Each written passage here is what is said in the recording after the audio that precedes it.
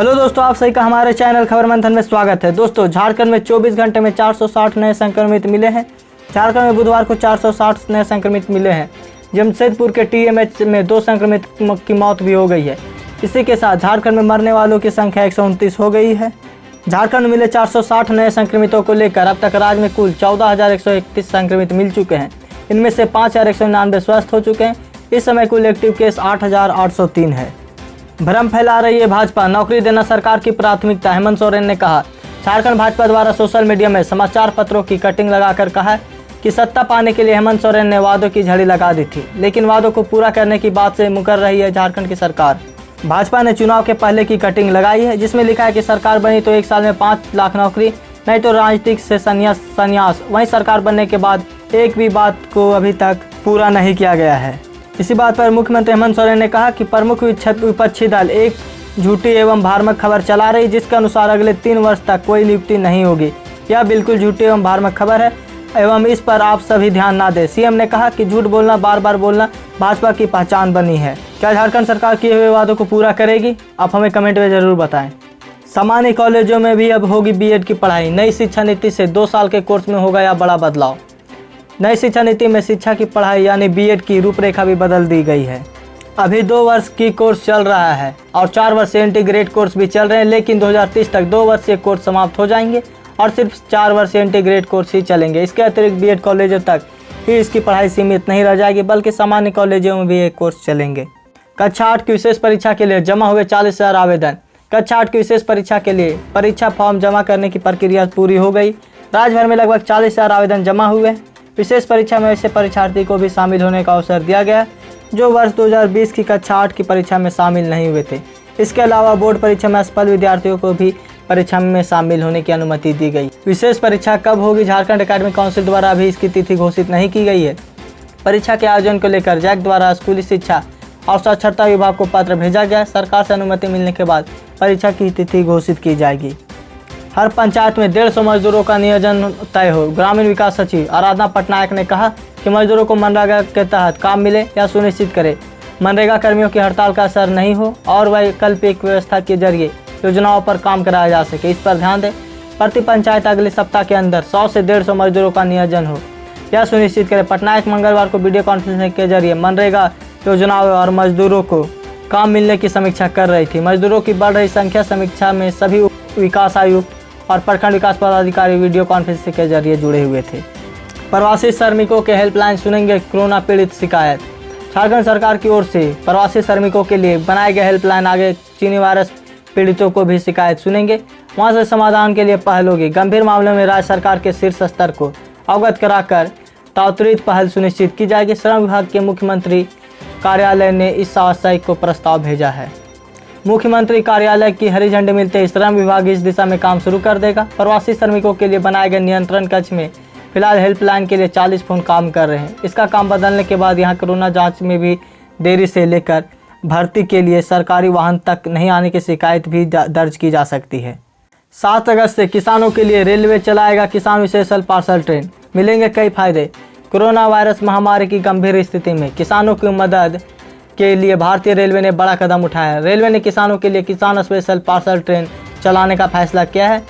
चीनी वायरस काल में मध्य रेल की किसान विशेष पार्सल ट्रेन किसानों के वरदान बनकर आई है। मध्य रेल की किसान विशेष पार्सल ट्रेन महाराष्ट्र के देवलाली और बिहार के दानपुर के बीच चलेगी, जिससे सब्जियां, फल आदि चीजें समय पर उपभोक्ताओं तक आसानी से पहुंच सकेगी। रेलवे मंत्रालय के मुताबिक 7 अगस्त से लेकर 30 अगस्त तक यह ट्रेन चलेगी। राम मंदिर भूमि पूजन में पीएम मोदी ने मुस्लिम देशों के लिए कहा यह बड़ा बात। प्रधानमंत्री नरेंद्र मोदी ने बुधवार को अयोध्या में भूमि पूजन और शिलान्यास के अवसर पर कहा कि भगवान राम आज भी भारत के बाहर भी दर्जनों देशों और भाषा और संस्कृति में बसे हुए हैं। लोग उनकी प्रार्थना करते, उनकी पूजा करते। इस दौरान उन्होंने कई मुस्लिम बहुल देशों का भी नाम लिया और उदाहरण के जरिए बताया कि वहाँ अभी भी भगवान राम की पूजा होती है। उन्होंने महाकाव्य रामायण के ऐसे कई विभिन्न स्वरूपों को गिनाया जो वहाँ की संस्कृति में लोकप्रिय है। इस दौरान उन्होंने भारत में भगवान राम के जरिए रामराज का महत्व भी समझाने की कोशिश की और कुछ पड़ोसी मुल्कों को राम के नाम पर चलते हुए भी राम की शिक्षा के मुताबिक ही उन्हें इशारों में सचेत करने का भी कोशिश किया। बिहार के आईपीएस अधिकारी को मुंबई में जबरन क्वारंटीन करने पर सुप्रीम कोर्ट ने कहा गलत मैसेज गया है लोगों तक। सुशांत सिंह राजपूत मामले में रिया चक्रवर्ती की याचिका पर सुनवाई के दौरान सॉलिसिटर जनरल तुषार मेहता ने सुप्रीम कोर्ट को बताया कि सीबीआई जांच की बिहार सरकार की सिफारिश को केंद्र सरकार ने स्वीकार कर लिया है। पटना में दर्ज केस को मुंबई स्थानांतरित करने के लिए अभिनेत्री रिया चक्रवर्ती की याचिका पर सुप्रीम कोर्ट ने सुनवाई चला रही है। न्यायमूर्ति ऋषिकेश रॉय की पीठ मामले की सुनवाई कर रही। इस दौरान कोर्ट ने कहा कि अभिनेता की मौत के मामले में सच्चाई सामने आनी चाहिए।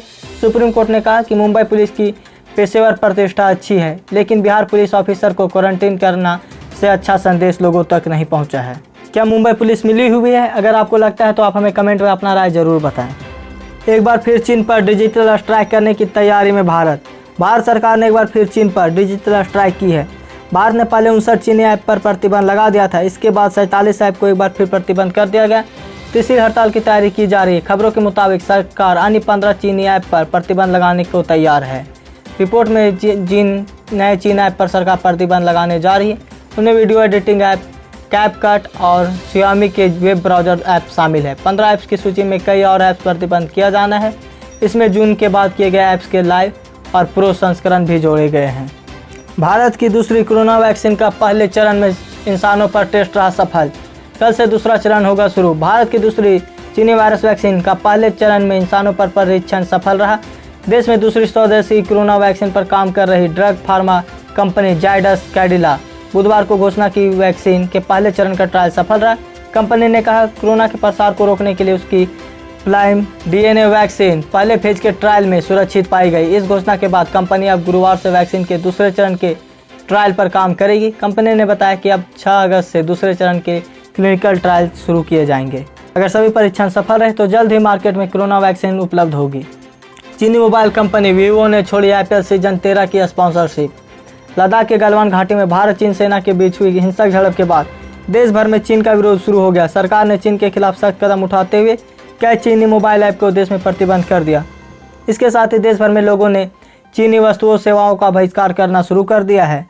चीन के बहिष्कार के बीच जब इंडियन प्रीमियर लीग की स्पॉन्सरशिप की बात आई तो IPL की गवर्निंग काउंसिल ने अपने हाथ खड़े कर दिए।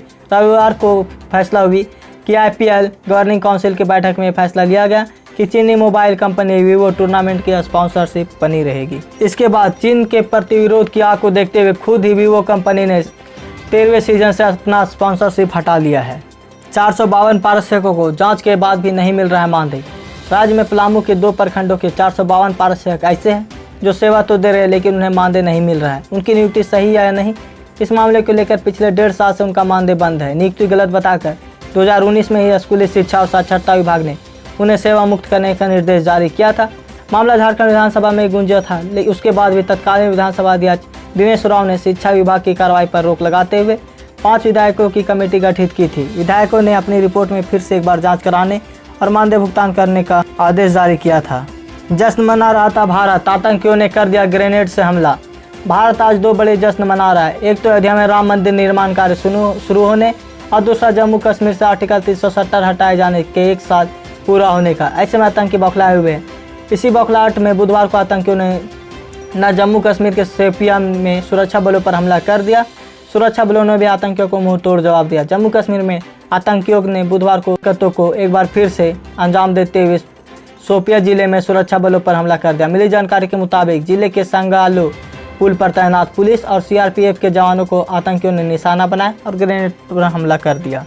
अगर आपके अकाउंट में योजना की 6ठी किस्त नहीं आई है तो इस नंबर पर करें कॉल। PM किसान सम्मान निधि योजना के तहत केंद्र सरकार हर हाल में सभी लाभार्थियों को 6,000 रुपये 1 साल में देती है। यह राशि 3 बराबर किस्तों में किसानों को भेजी जाती है। इस योजना के तहत 6ठी किस्त किसानों के अकाउंट में भेजना केंद्र सरकार ने शुरू कर दिया है। 1 अगस्त से 6ठी किस्त के रूप में किसानों के खाते में 2,000 रुपये भेजे जा रहे हैं। इस बार सबसे ज़्यादा करीब 10 करोड़ किसानों को इस योजना का फ़ायदा मिलने वाला है। केंद्र सरकार का लक्ष्य PM किसान सम्मान निधि योजना से देश के 14 करोड़ किसानों को जोड़ना है। अगर आपको अभी तक PM किसान योजना के तहत 2,000 रुपये नहीं मिले हैं तो pmkisan.gov.in पर जाकर आप अपना स्टेटस देख सकते हैं। सीट रिजर्व होने के बावजूद श्रमिक स्पेशल ट्रेन आ रही है खाली। लॉकडाउन में दूसरे प्रदेश में फंसे झारखंड के लोगों को अब श्रमिक स्पेशल ट्रेन से कम आ रहे हैं। लोग झारखंड सरकार के कंट्रोल रूम में फ़ोन कर अपनी सीट रिजर्व करा ले रहे हैं, लेकिन ज़्यादातर लोग ट्रेनों में सवार नहीं हो रहे। रविवार को मुंबई से रांची आई एक ट्रेन में 1100 की जगह सिर्फ 200 लोग ही आए। इस बात परिवहन सचिव के रवि कुमार ने कहा कि वर्तमान स्थिति में जो भी झारखंड के लोग दूसरे प्रदेश में किसी वजह से फंसे हुए हैं उन्हें लाने के लिए श्रमिक स्पेशल ट्रेन भेजी जा रही है, लेकिन ट्रेनों की सीटें काफ़ी संख्या में खाली जा रही है। इसकी वजह से अब लोग रेगुलर चलने वाली फ्लाइट, श्रमिक स्पेशल के अलावा अन्य ट्रेन और सड़क मार्ग से वाहन रिजर्व कर आ रहे हैं। परिवहन विभाग के पास मौजूदा आंकड़ों के मुताबिक प्रतिदिन रेगुलर फ्लाइट से 1600 से 1700 लोग झारखंड आ रहे हैं। अगर आप भी झारखंड से बाहर कहीं फंसे हुए हैं दूसरे राज्यों में, तो आप अपना एड्रेस हमें कमेंट करें और साथ ही फ़ोन नंबर भी दें, ताकि हम अपने राज्य आने में कोई मदद कर सकते हैं। और अगर आप हमारे चैनल में नए हैं तो हमारे चैनल को भी सब्सक्राइब करें और बेल आइकन दबा दें, ताकि जब भी हम वीडियो डालें नोटिफिकेशन आप तक पहुंच जाए। और साथ ही इस न्यूज़ को ज़्यादा से ज़्यादा लाइक करें और शेयर करें। आप हमें सपोर्ट ज़रूर करें।